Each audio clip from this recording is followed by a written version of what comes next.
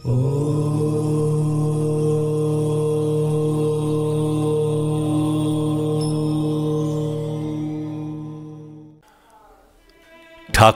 সবার আহারের পরে ভৃত্যকে ভাত তরকারি দিয়া একটি থালায় কিছু ভাত তরকারি লইয়া জঙ্গলের দিকে চলিলেন।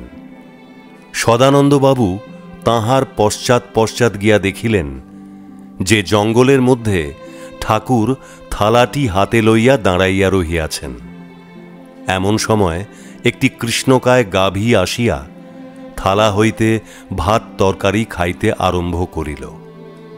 ঠাকুরের এই কার্য দেখিয়া সদানন্দবাবু আশ্চর্যান্বিত হইয়া গরুটির খাওয়া শেষ না হওয়া পর্যন্ত চুপ করিয়া দাঁড়াইয়াছিলেন।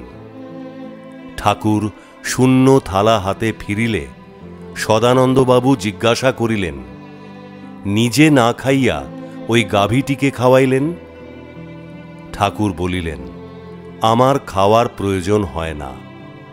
সদানন্দবাবু বলিলেন, আমার ভাত নষ্ট করেন কেন? ঠাকুর বলিলেন, আমি খাইলেও তো আপনার চাউল খরচ হইত, তাই আমি না খাইয়া গরুটিকেই খাওয়াইলাম। ইহাতে আপনার কোনো ক্ষতি হয় নাই। সদানন্দবাবু ঠাকুরকে জিজ্ঞাসা করিলেন, আহারের যদি প্রয়োজন না থাকে তবে কেন আপনি চাকরি করেন? ঠাকুর বলিলেন, চাকুরি করি আমার মাতার ভরণ পোষণের জন্য।